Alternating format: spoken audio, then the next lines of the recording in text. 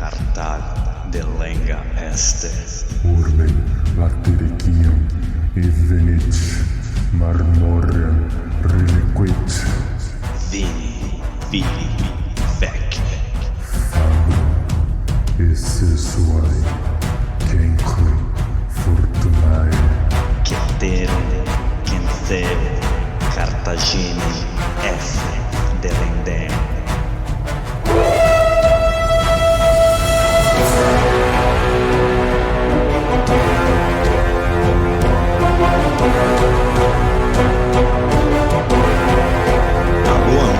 Alô galera, estamos de volta para o 31º episódio do podcast Roma Nua e Crua.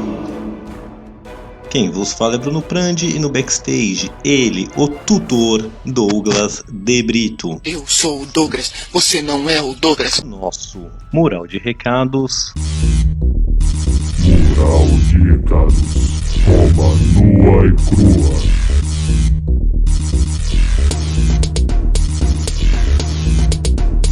Eu queria começar pedindo desculpa a todos, mas não conseguimos gravar e publicar o episódio bônus. Oh baby, perdoa.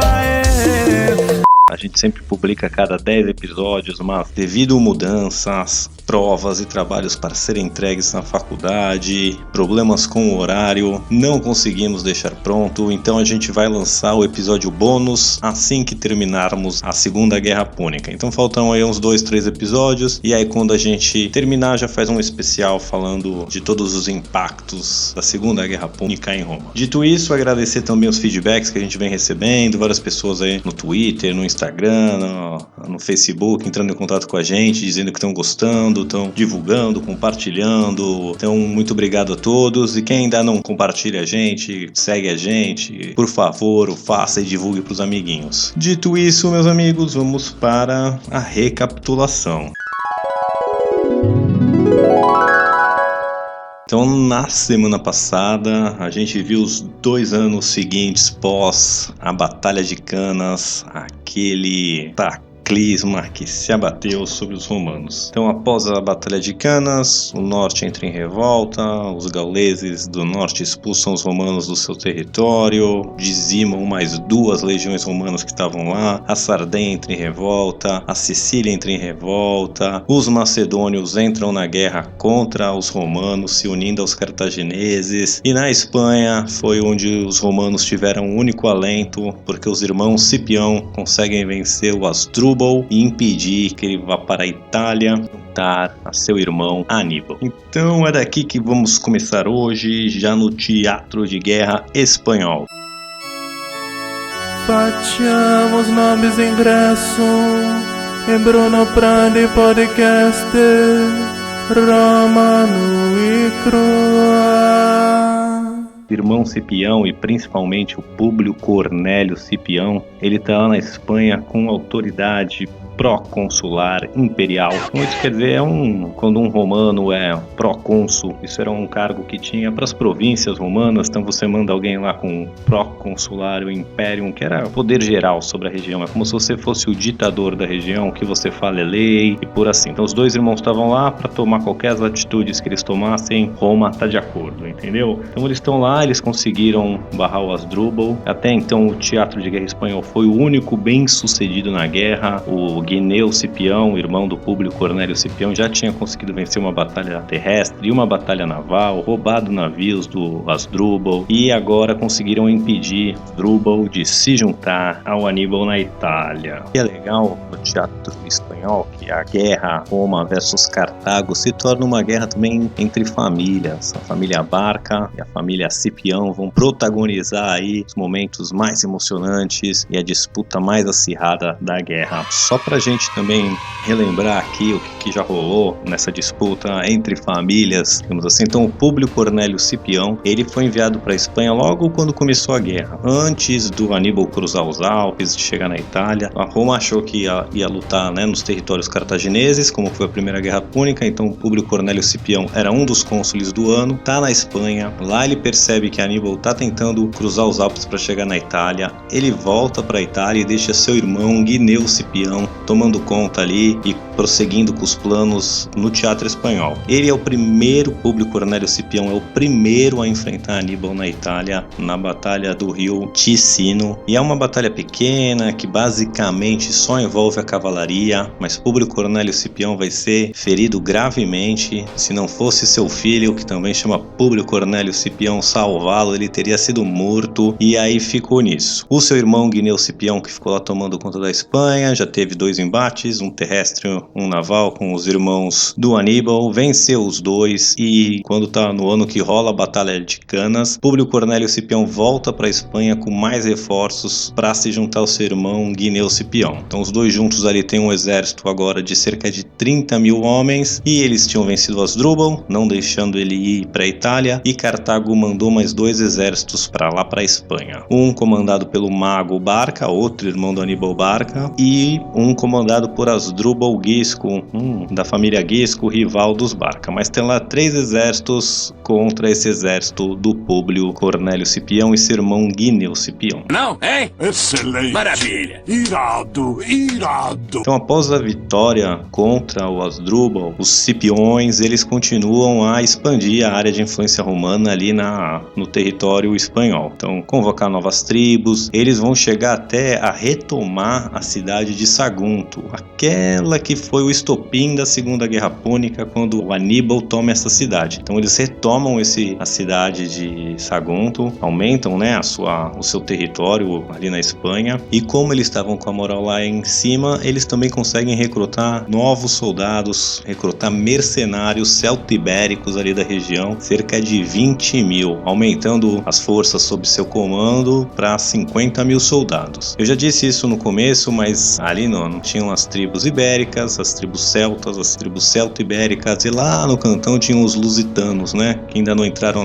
na história, mas logo vão aparecer. E essas tribos, elas eram, eu já falei isso antes, estavam sempre em guerra entre si. Dentro dessas tribos haviam ainda várias subdivisões e sempre em guerra com outras tribos entre elas mesmas. E aí chegou agora Cartago e Roma, que eram, né, 2 impérios, 2 cachorros grandes, e essas tribos aí, elas não gostavam de nenhum dos dois, queria que todo mundo se ferrasse. Ninguém que vai se lascar pra casa do E qualquer chance que eles tinham de trocar de aliança era assim: quem tá ganhando chegou na minha porta com o exército, eu sou teu amigo, tu foi embora, o outro chegou, eu sou amigo do outro. E era assim, não tinha lealdade, diferente do território italiano, por exemplo, onde Aníbal venceu várias batalhas, mas não consegue virar os aliados romanos contra eles. É uma outra situação, porque a lealdade ali é com nenhum dos dois. Mas como quem tava ganhando eram os Cipiões, então eles estão ali conseguindo contratar gente, mercenários, e aumentar ali a sua influência na região. Os irmãos Cipião, né, que eram a única coisa boa de Roma aí na Segunda Guerra Púnica que estava dando resultado, eles vão se enchendo de si e querem partir para a glória. Então, ao invés de eles manterem as suas posições e ter ali uma atitude defensiva de só o que? Bloquear que outros exércitos vão se ligar ao Aníbal por terra, indo ali da Espanha para a Itália, e também ir destruindo as alianças cartaginesas ali na Espanha, tomando mais território. Eles resolvem ser audaciosos e confrontar esses exércitos cartagineses. Nosso lema é ousadia e alegria. Não. Eles ficam sabendo que tem 2 forças ali perto deles. Uma comandada pelo Asdrúbal Barca, que já conseguiu reunir mais cerca de 15 mil homens e tá ali por ali na região da cidade, ali nos arredores de Iorca. E também tem o Maga Barco, que estava perto da cidade de Castilho e com cerca de 10 mil homens. E aí eles vão ser audaciosos porque, em vez deles manterem as forças romanas unidas e atacar essas forças cartaginesas que estão em inferioridade numérica a eles uma a uma, eles resolvem dividir suas forças e atacar as 2 forças cartaginesas. Já avisei que vai dar merda isso. Na teoria era um bom plano, porque assim, você vai conseguir pegar elas de surpresa, era a ideia, e não deixar que elas se liguem uma a outra, se tornando um exército mais forte. Então a gente vai separadamente atacá-los e a gente vai conseguir pegar eles na surpresa e vencer. Olha que maravilha de plano. Então se dividem. O Públio Cornélio Cipião, ele vai pegar uma força de 20 mil homens e vai atrás do mago mago Barca. E o Gneu Scipião vai ter uma força aí de cerca de 30 mil homens, sendo 10 mil soldados romanos e os outros 20 mil são esses celto-ibéricos mercenários que vão estar junto com eles. Então eles vão atacar a força do Hasdrubal Barca. Mesmo se dividindo, as forças romanas ainda seriam maiores do que esses dois contingentes. Vão ocorrer então duas batalhas distintas, com alguns dias de diferença, e vamos dar uma olhadinha rápida nelas, porque a gente ainda tem muita coisa para falar nesse podcast. Então vamos primeiro com o Públio. O Públio foi atrás do mago, e aí ele vai começar a ter problemas de cara. Enfim, livre das espinhas.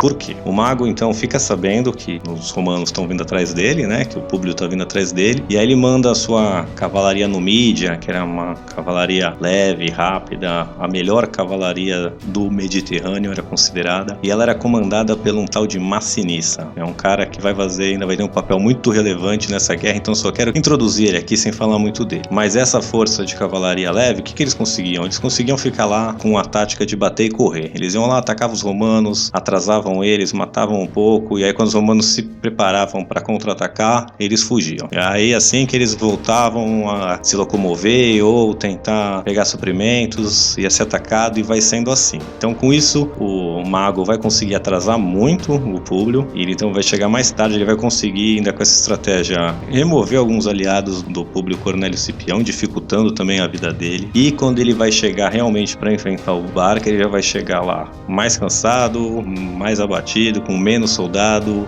numa situação complicada. E por causa do atraso dele, o mago conseguiu contatar o Gisco, e o Gisco tá vindo para se juntar. Então quando o Públio Cornélio chega lá, pimpão, para fazer a batalha, ele percebe que, tá entrando informação que atrás dele chega outra força cartaginesa, e ele vai ficar pinçado entre as forças do mago Barca e do Hasdrubal Gisco. E não quero discorrer muito aqui nessas batalhas, mas Fudeu de vez! os romanos vão tomar um belo pau, e as suas forças não vão ser completamente aniquiladas, mas vão se perder mais da metade das forças. O Públio Cornélio Scipião vai ser morto nessa batalha, e foi isso, pessoal, um a menos. Indo pro sermão, agora o Gneu Scipião, que estava atrás do Hasdrubal Barca, o Hasdrubal sabe do que está acontecendo, né? Ele fica sabendo que os exércitos são divididos e fica em contato, tem uma rede ali de contatos que consegue saber. Então ele fica fugindo, não oferecendo batalha pro Gneu, para esperar saber o que vai acontecer do outro lado lá. E o Gneu não tem linha de comunicação com o irmão, tá completamente no escuro sobre o que está acontecendo na outra batalha. Então assim que o Hasdrubal fica sabendo que o Públio foi derrotado, ele vai resolver oferecer batalha pros romanos. E aí o Gneu tá pimpão, porque ele tá com um exército ali de 30 mil homens.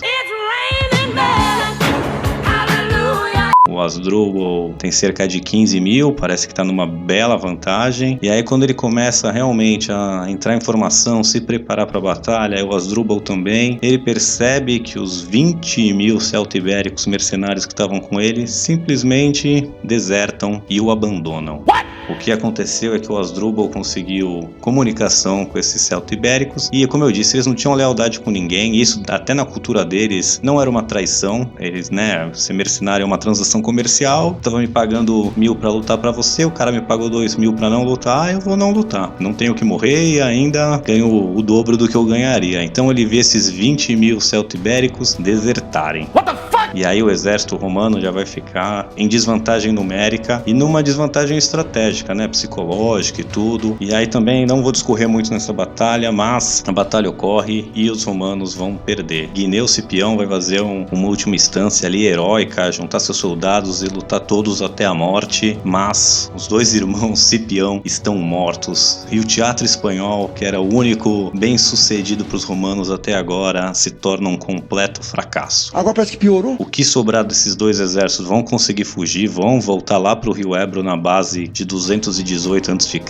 que é o que os romanos estabeleceram até antes de começar a guerra. Então, perda total. Esse remanescente das forças aí estão sem liderança nenhuma. Eles vão eleger um líder lá no meio deles, um tal de Nero, que não é o imperador Nero, mas vai ser uma primeira vez que pelo menos que eu vi, que as forças romanas, que o exército romano vai autodeclarar um líder para eles. Mas isso vai acontecer acontecer mais vezes no futuro, veremos. Mas o que acontece aqui é que Roma foi derrotada e o único teatro de guerra que eles estavam se dando relativamente bem foi pro brejo. Aí você se pergunta, pô, mas achei que você falou no episódio passado que os romanos iam começar a virar o jogo e mal começou e já tomaram um pau no único lugar que eles estavam se dando bem. Que foi?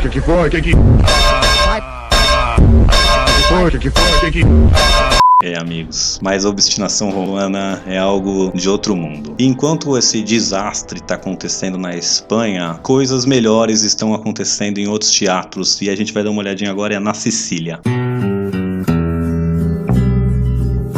Então, na Sicília, no episódio passado, né, os romanos tinham enviado lá o Marco Cláudio Marcelo. Marcelo, caralho, enfia o pastelão no com poderes proconsulares imperiais também, para retomar Siracusa, que se virou contra os romanos e está do lado dos cartagineses. E aí o que a gente viu na semana passada é que ele tenta tomar a cidade, uma vez, né, com um ataque anfíbio. As engenhocas do Arquimedes, que a gente já falou no episódio passado, consegue manter os romanos do lado de fora dos muros. O Marcelo, então, tem que colocar a cidade de Siracusa em cerco. Não consegue tomar de assalto, põe em cerco, vamos ver se a gente consegue matar eles de fome ou fazer eles arregar por fome. Mas enquanto o Marcelo põe o pastelão no cerco, a gente tinha visto também na semana passada que os cartagineses vão mandar um outro exército cartaginês ali para Sicília, que consegue tomar a cidade de Agrigento, e agora o Marcelo também tem um exército inimigo nas suas costas. Foi ali que deixamos na semana passada. Então o Marcelão tá em maus lençóis ali, com 2 exércitos nas suas costas, quer dizer, um exército na sua frente, né, dentro da cidade, e outro nas suas costas. Ai, pai, para! Ele então resolve fazer algo audacioso. Ele sabe que se os cartagineses atacarem, eles vão ficar pinçados ali entre esses 2 exércitos e vai ser o fim dos romanos na Sicília também. Então ele pega um destacamento, né, destaca ali um grande pedaço do exército e ele vai então atrás desse exército cartaginês que está ali na Sicília. Antes de ser atacado, vai pegar eles em movimento vindo contra suas forças. E ele vai ser muito bem sucedido nisso. Ele consegue interceptar as forças cartaginesas. Tem uma batalha que também não vou discorrer aqui. Os romanos vencem, eles não destroem o exército cartaginês, botam eles para correr, saem em retirada, voltam para Agrigento, para sua base, mas acontece que agora essa força tá menor e tá esperta, que os romanos estão ali. Então Marcelo consegue voltar ali para o cerco de Siracusa e tá com uma situação relativamente tranquila. Os romanos, né, o pessoal de Siracusa, os siracusienses, sei lá como fala, estavam botando suas esperanças nessa ajuda cartaginesa que o Marcelo consegue despachar. Então quando ele volta para o cerco e com os cartagineses batidos, uma facção que a gente já também discorreu no capítulo anterior, que Siracusa passou por, desde que o rei Airão, que era o que tinha o acordo com os romanos, morreu, o filho assumiu, morreu, o neto assumiu, morreu, outras forças também foram depostas, assumiu. Então assim, teve um vácuo de poder e não tinha uma liderança que realmente toda a cidade tivesse atrás ou confiasse. Então, ainda mais quando o Marcelo consegue bater as forças cartaginesas, várias facções ali dentro da cidade já começam a querer de novo paz com os romanos e chega desse cerco, a fome começa a bater porque, né, a cidade cercada não tem como receber suprimentos ou não recebe suprimentos suficientes, tá ali naquele stalemate que os romanos não conseguem invadir a cidade, mas Siracusa também não consegue quebrar o cerco, então já tem uma facção ali que quer paz. E com o passar do tempo também, o Marcelo vai aprendendo os pontos fracos da cidade, né, onde é menos vigiado, vai tendo ajuda interna e acontece o seguinte: estamos no ano de 212 a.C. e vai ter um festival para a deusa Artemis lá na cidade. Então esse é um baita festival, era tipo o final de Copa do Mundo, todo mundo só quer saber do festival, encher a cara, ninguém mais está preocupado com mais nada. E dado que os romanos estão ali há 2 anos e não conseguem furar as defesas cartaginesas e nem as engenhocas do Arquimedes, o pessoal começa a ficar mais complacente também, mais relaxado, achando que tá com a situação estável. E aí durante esse festival, né, que vai todo mundo encher a cara,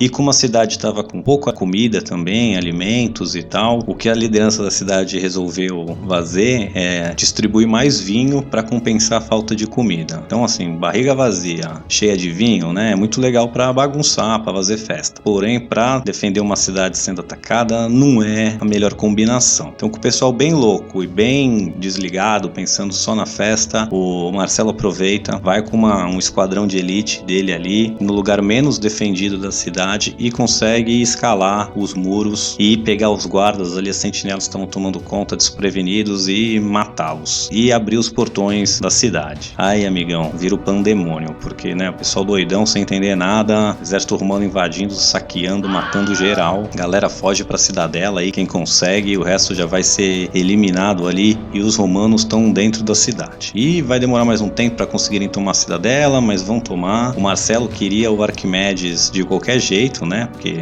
seria muito valioso pros romanos, mas durante o saque da cidade ele vai acabar sendo morto. Reza a lenda que um soldado romano, né, invadindo casa a casa, porque ninguém sabia quem era, estão invadindo as casas, matando quem tá lá, vendo quem tá lá. O cara invade a casa, o soldado, né, e o Arquimedes tá ali mexendo nos seus teoremas, nas suas equações. O soldado romano manda ele se identificar, né? Quem é você? Não sei o quê. E ele responde: sai do meu círculo, sai das minhas equações, tipo... Silence! I kill you! Briga com o cara que tá ali atrapalhando os cálculos dele, o romano se revolta e assassina ele ali. Então esse vai ser o fim do Arquimedes, morto por um soldado raso romano, porque foi desrespeitoso. Bom, beleza, tá tudo bem, tomou a cidade de Siracusa, que foi quase, né, intransponível, impregnável, mas o Marcelo com a sua artimanha vai conseguir tomar a cidade. Os cartagineses já estavam mandando forças pra lá, só que quando eles chegam na cidade, os romanos já tomaram a cidade. Aí essas forças cartaginesas vão tentar pôr a cidade agora em cerco de novo, né? Cercar os romanos dentro da cidade. Porém, eles montam um acampamento muito perto de um pântano, a peste bate solta ali, o Covid menos 219 ataca, começa a morrer um monte de gente, e os cartagineses têm que levantar o cerco por causa de peste. E assim, Marcelão tomou a cidade de Siracusa e a Sicília agora. A guerra vai continuar na Sicília ainda por mais algum tempo, mas assim, a máxima era: quem controla Siracusa, controla a Sicília. Os romanos só conseguiram dominar a Sicília por causa de Siracusa como aliado. Agora ainda vai demorar mais um tempinho aí até eles acabarem com todas as forças cartaginesas. Mas uma vez que tomaram Siracusa, é game over para os cartagineses, só questão de tempo. Vale também ressaltar que o saque de Siracusa vai ser tão completo que os romanos vão levar basicamente tudo, todas as obras de arte da cidade que eles conseguirem, todas as estátuas, pinturas. E aí a gente pensa muito, né, na arte greco-romana, e muitos historiadores apontam como o saque de Siracusa, por ter essa ligação que a gente fala da cultura greco-romana, da arte greco-romana, porque é ali que os romanos começam a se apoderar da arte e da cultura romana, começam a ter esse apreço, uma devoção pela arte grega e copiar, replicar a arte e o estilo grego.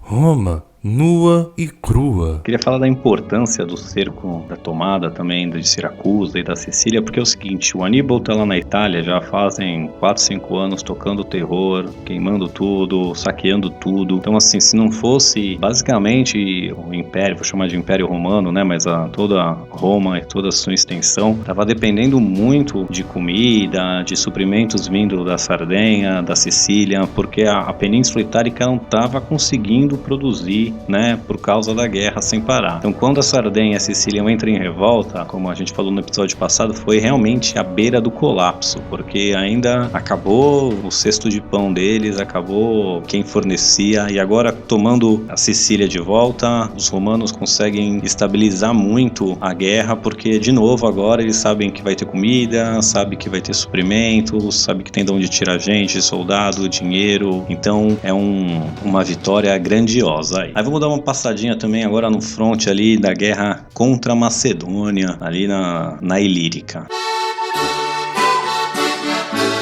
Então, como eu já também abordado no episódio passado, o rei Felipe V da Macedônia declara guerra contra os romanos, começa a atacar ali as posses romanas na Ilírica, que era um território ali bem colado ao que é o mundo grego, digamos assim. Seria, vou fazer uma analogia burra, assim, besta, mas seria como se alguém atacasse o México ali. Mais ou menos!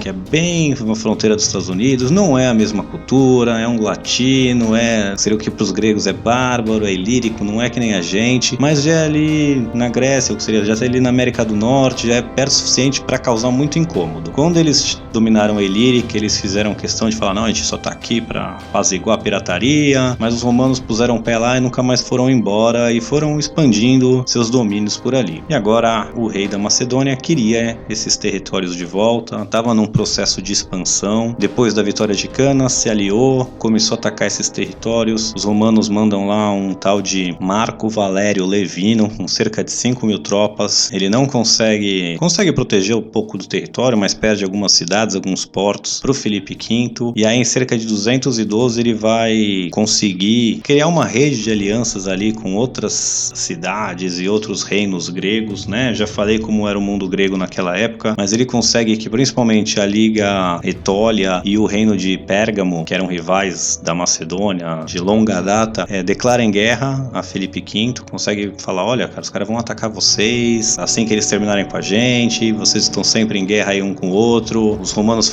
oferecem termos que, né, o que eles conquistarem, Roma não vai querer nada de território, vai deixar tudo pra eles e tal, vai ajudar com o dinheiro. E os outros gregos, né, o pessoal da Liga Etoliana e do reino de Pérgamo compra essa ideia, eles já queriam batalhar com Filipe faz tempo também, não tinha amor nenhum pelo outro. E assim, o que ficou conhecido como a Primeira Guerra Macedônia, que é junto com Cartago, né, ocorre a Primeira Guerra Macedônia, mas daí pra frente a guerra vai ser os gregos, aliados gregos dos romanos atacando os macedônios. A guerra vai durar até 205 a.C., mas a partir daí, até 211 a.C., os romanos vão tirar suas forças ali da Ilírica, que nem precisa mais. Os gregos estão em luta ali feroz e prenderam o Filipe V, que não consegue atacar mais os territórios romanos. Essa guerra vai discorrer, não vou falar muito dela, mas aí outras forças gregas vão se juntar ao Filipe V da Macedônia, quando a Liga Etoliana e Pérgamo começarem a ganhar, e vai ficar, a gente fala mais disso mais pra frente. Mas basicamente outro fronte muito bem sucedido pros romanos agora, porque ao invés de encarar um reino super poderoso como o da Macedônia, eles conseguiram colocar os gregos para lutar contra os gregos e até levar suas forças de volta pro teatro italiano,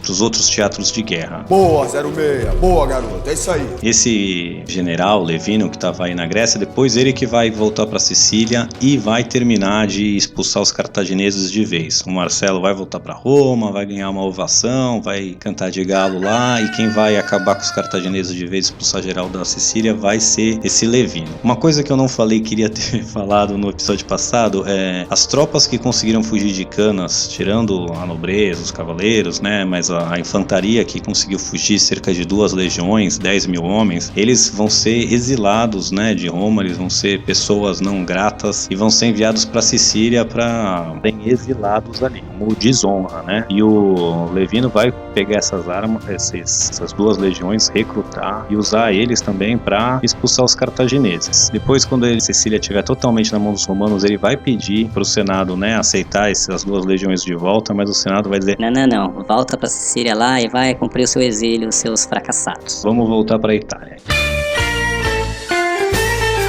Então, no episódio passado também a gente terminou em 214, o Aníbal tinha tentado tomar 2 vezes a cidade de Nápoles, foi repelido, e ele vai então tentar tomar outro porto, porque agora ele precisa desesperadamente de um porto, né, já precisava, e ele vai conseguir na cidade de Tarentum tomar essa cidade, né, ele vai conseguir que a nobreza lá da região, uma facção que não gostava muito dos romanos, se vire contra eles, abrem os portões para Aníbal, que invade a cidade, mas a facção e a guarnição romana que estava tomando conta da cidade consegue ir para a cidadela, e lá da cidadela eles conseguem montar uma defesa muito eficiente, até porque a cidadela era ligada ao porto, então eles conseguem ser abastecidos. E outra, sem os cartagineses tirarem de lá, apesar de eles terem tomado a cidade, o porto ainda é controlado pelos romanos, e Aníbal não consegue o seu bendito porto. Mas ele não ia desistir, ia preparar suas forças para continuar lutando contra essa guarnição fortificação romana até expulsá-los de lá. Mas os romanos agora, como eu disse, o território que o Aníbal controla dentro da Itália é uma bênção, mas também é uma maldição.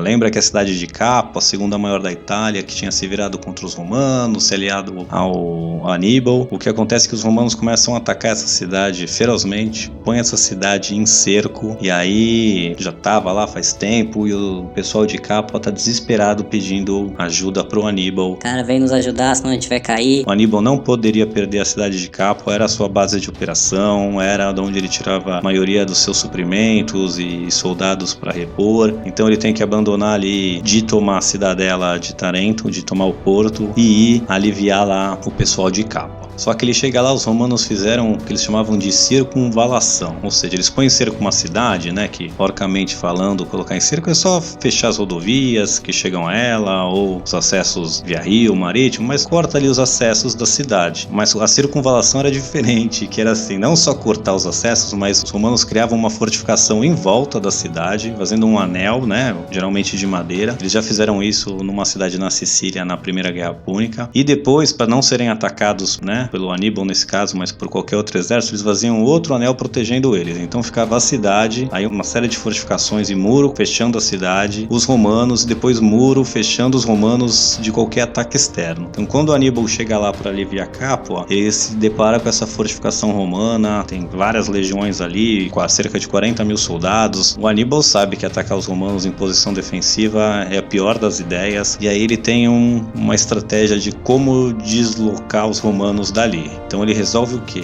Agora ele vai para Roma e por Roma em cerco. Só que ele chega lá, as forças dele, né, já estão um pouco, e os romanos, né, tem fortificações maravilhosas ali na cidade. Então, quando o Aníbal chega ali a 2 quilômetros de Roma, ele achava que os romanos iam se assustar, iam entrar em pânico, levantar o cerco ali de Capua e correndo defender a cidade de Roma. Mas as forças que estavam em Roma, elas sabiam que eram o suficiente para defender a cidade, e essa estratégia aí do Aníbal não colou, porque os romanos quase riem do Aníbal ali dos muros e falam, cara, tu não tem como tomar essa cidade da gente. Então os romanos continuam ali com o cerco de Capua, e o Aníbal vê que não deu certo a estratégia dele, se penica dali e abandona o pessoal de Capua à sua própria sorte. Quando Aníbal vai embora, o pessoal de Capua, né, a facção que não é o pessoal que fez acordo ali com o Aníbal, eles já não aguentam mais ficar em cerco, eles já perceberam que fizeram uma baita cagada se aliando aos cartagineses, ficaram isolados ali dentro da Itália, ninguém mais seguiu o exemplo deles. Então uma facção pró-Roma ali se cria, dá fim à liderança cartaginesa e abre as portas para Roma e suplica por perdão. Os romanos vão ser até bem lenientes, né? Então eles vão basicamente degolar ali todos os traidores. Até bem lenientes, né?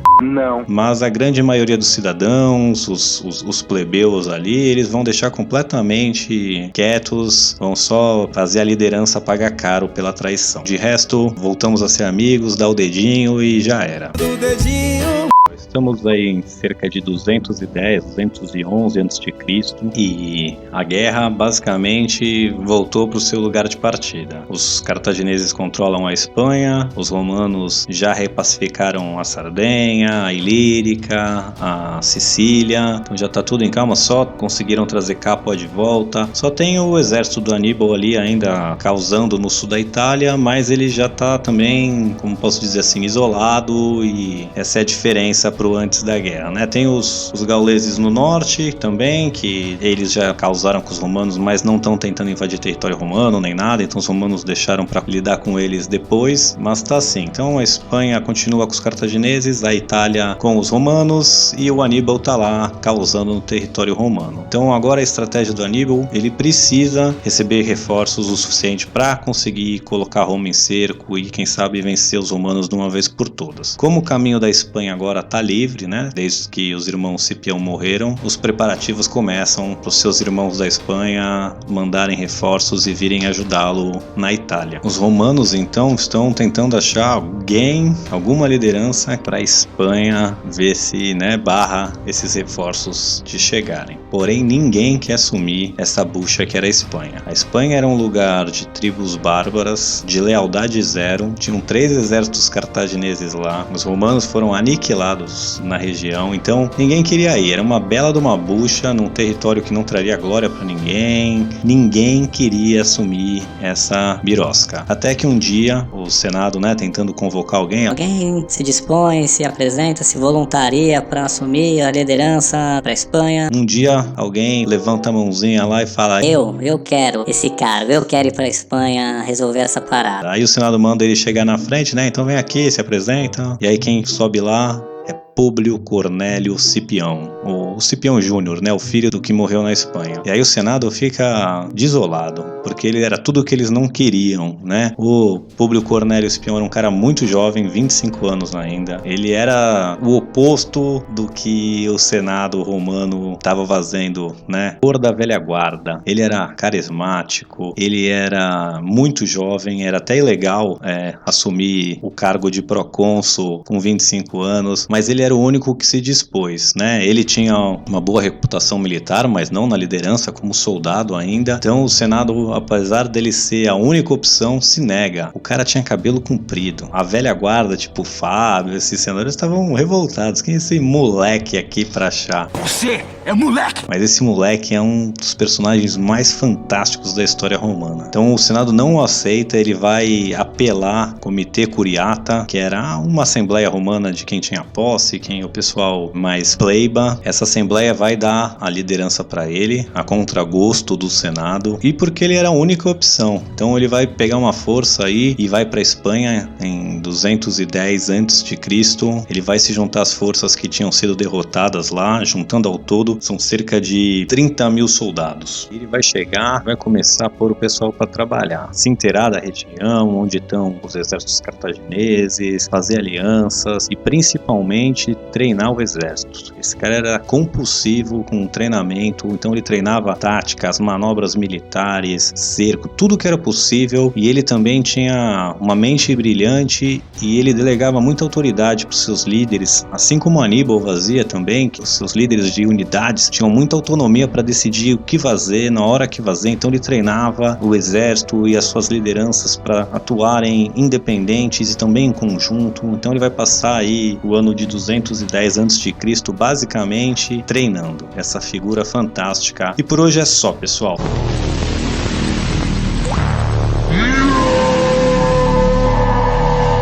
Semana que vem a gente vai conhecer mais do Públio Cornélio Cipião, e que vai ficar conhecido como Cipião Africano. Ele vai ganhar esse codinome, veremos porquê, mas semana que vem a gente vê a história de um dos romanos mais fantásticos de todos os tempos. Então, muito obrigado a todos e até!